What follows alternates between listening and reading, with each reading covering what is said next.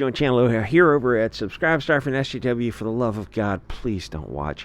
So, apparently you're ruining Star Wars? Lol. This useful idiot at, this is actually a magazine I have not heard of, whatever it is. Livy Scott at the Inverse? Whatever. Some of this globalist propaganda, I wonder how it stays in business. So this idiot is defending the globalist corporation, $153 billion Disney. I don't know if it's worth that anymore, and attacking you for not watching propaganda. And ultimately, a lot of these soy boys and SJW chicks' argument is that I could show you a picture. I don't want to bias you, but she looks exactly like you'd expect her to look. A lot of their arguments is that we need to just shut up and consume the product, just pay for the propaganda. Except we're not going to do that because we don't hate ourselves. I mean, you can't forget that this is a financial transaction. I don't know what Disney Plus cost per month. I, of course, would never pay for any of these kind of things. But it's not the old days of TV where they paid for it with advertising. So you could argue that it was you weren't putting yourself out to watch it. That model is over. Everything is subscription service now. Like, things have to be good for you to pay the $15, $20 a month or something. And even the subscription model, they go, yeah, we're going to have to start putting ads, and so that's just an excuse for them to have tiers. Like ads that you still pay for, and then I think they go to light ads that you pay more for, and then no ads, and it's the premium that you pay all the way for. It's like this, you wanted to just do this right from the start, but you didn't.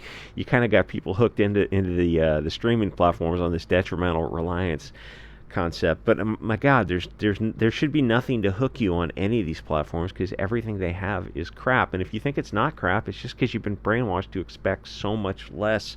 For the love of God, read a book. So somehow her theory is that people who are not watching the product, the Acolyte, and they're instead just going online and crapping all over it, are somehow the problem. And she says it's related somehow to male entitlement. I think she's some kind of feminist or something. Feminism is cancer. So is diversity, and so is all these other... I can't believe you just... Yikes, my guy. Yeah. Just pretend that I said these things, and you accepted that I said these things, and then you inserted whatever straw man ad hominem you want. And then, can we move on from there? And that's all we have. Our ideological roster is... the bench is pretty shallow. And then she was babbling something about diversity and marginalized communities, except we have a different understanding of all those Marxist terms, because to me, everyone is marginalized in some way. So if a term can apply to every group, why would you use it?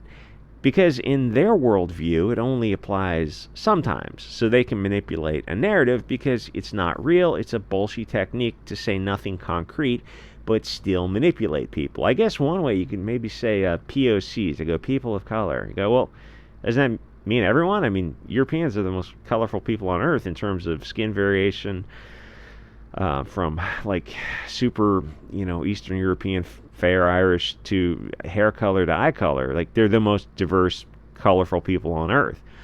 No, we mean non-European. Oh, then why don't you just say that? Because then if they said, oh, this event is for non-white people, it's like, oh, that just sounds racist. Yeah, it is. It's the same as saying it's for POC. But, thankfully, some of these things are actually being taken to court, and they're losing because you still have the equal protection, at least for now, in various civil rights, Title USC, and all this kind of stuff. So the thing is, this show isn't Star Wars. That's why people, men included, are not watching it. The vibe of Star Wars was set in 77 to 83. What Disney has is not Star Wars. It's globalist propaganda, and people who liked Star Wars, and you don't have to have been, I can be before your time, but you watched it on VHS back in the day, or Showtime, or whatever. And I think Vegan sent me the, what was the Star Wars parody that was on Showtime? It was like Hardware Wars or something. I finally got around to watching that. Very funny. People who like Star Wars are not watching it because it's, and he sent me that Viking show, but I hate to say I don't like something that somebody sent me, but I felt it was overacting a little bit. People like they all tried to talk like Batman. in this Viking show. I forget the name of it. And people who like Star Wars aren't watching it because it's something else. It's not Star Wars. And as for entertainment and all her Saul Alinsky buzzwords, nothing. Yikes, my guy! Just go touch grass. You're so pressed. We're not watching the show. We're not worked up about it. We're worked up about it enough to crap on it and then forget about it, but we're not paying for this stuff. So, I mean, there's no need for us to touch grass. Nothing she says makes sense. The customers, they're not fans, they're customers, want Star Wars. Go back to the original trilogy. It must follow the look and feel of the original, or it is something else. And that's kind of the big issue with this bait and switch. I guess I could open that up a little bit. Bait and switch technique is that when you have a property that is in name only the original, then you lost your target audience and have to get a new audience from the ground up. And this is why they do this bait and switch thing, and they don't just start things from the ground up, because if they had to start any new property from the ground up, it would be woke right from the start, and nobody would effing watch it. Because people are not, the woke, the globalist stuff, those ideas are not popular for a long variety of reasons that I've said a dozen times. And this pisses them off. So let's examine the new Disney Acolyte Star Wars, or Rings of Power. And actually, they're pretty much the same situation.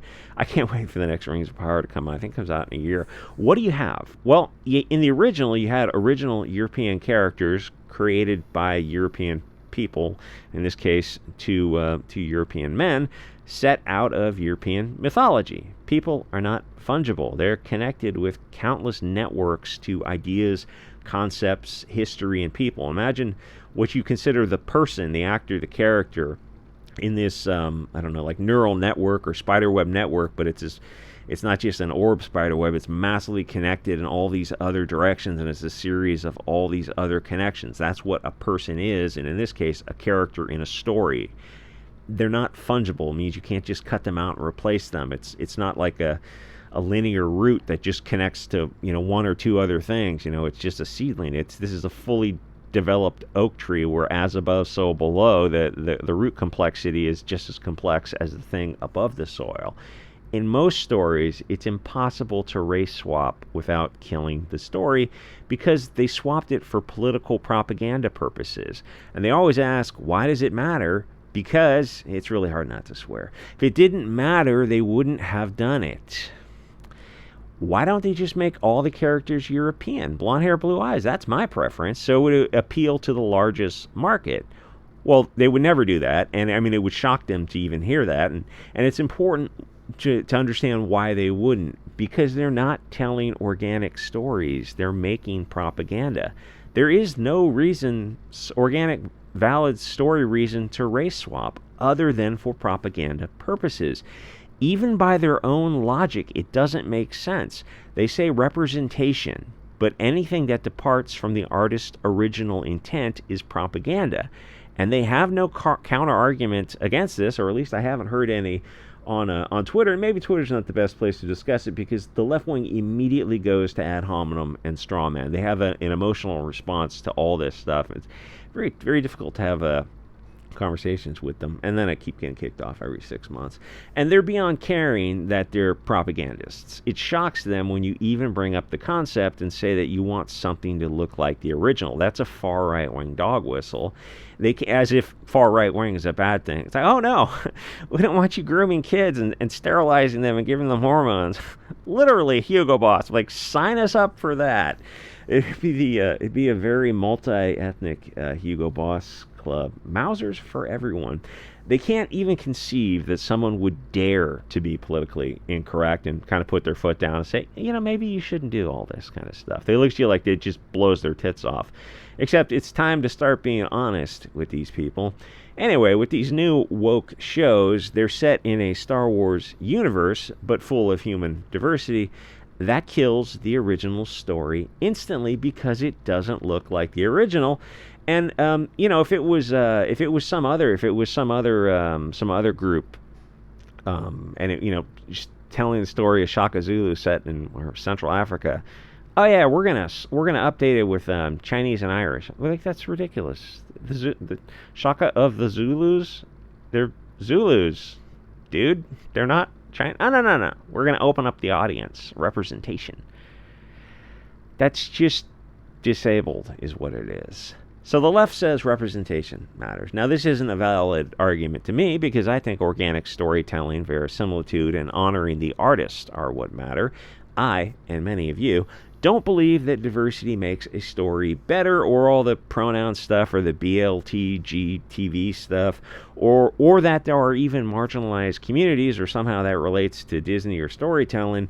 And the left wing can't understand that people can feel differently from them. But if representation matters, then look at your target audience and make the characters look like Han, Luke, and Leia, because that represents the original characters and your target audience. Instead, they have non-Euro females in these lead roles.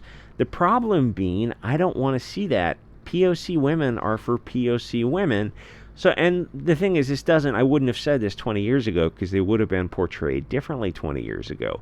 These movies are not in a vacuum. There's a culture war going on. We see all these other things going on, and it'll be a long video and involve things I couldn't say on YouTube. So that's why I say things are not in a vacuum. When we say, we're just done with diversity. We can't see it as it's portrayed in current year.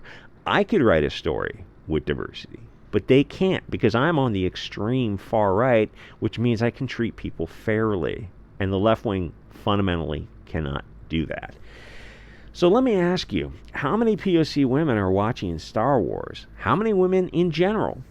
Or I should say, are paying for it. It doesn't matter who's... Oh, no. Women read comics too. You go, who's paying for it? Oh, it's 98% men.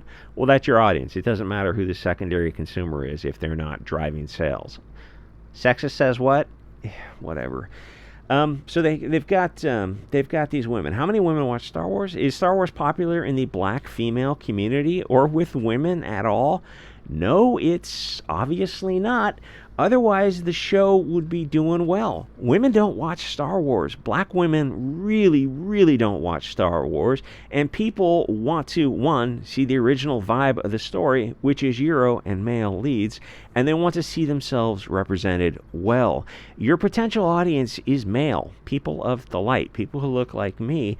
We're done with Mary Sue Girl Power, so we're done with Disney. We're not going to watch where the only blonde characters are portrayed negatively. And here's the disconnect. These left-wingers in Hollywood hate people like us because of our...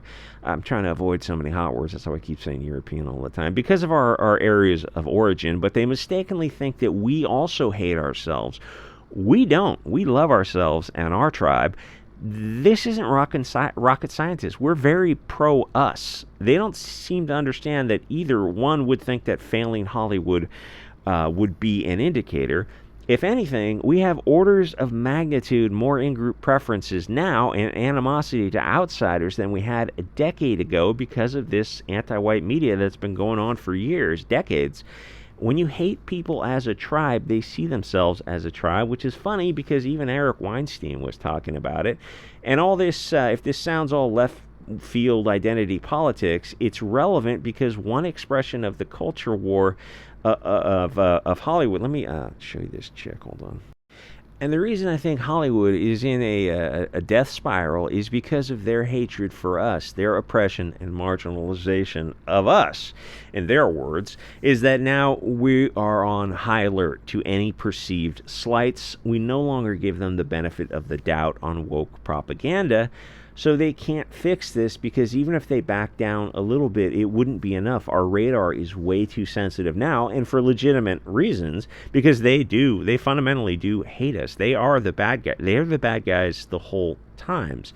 They would have to have a come to Odin moment and fundamentally change Hollywood to be pro-European and be balanced and respect nationalism and Christianity and men and all these things that they are not. Because they're Bolsheviks. None of that is going to happen. So Hollywood is just going to shrink. And the thing is, when I say this isn't in a vacuum, I mean all these people are on Twitter, and you see the people behind the mask, and you go, "Oh, these are just racist people. They're anti-white, they're anti-Christian, anti-nationalist, misinterest. They're horrible, horrible people." And you can see that, and it has become impossible to split.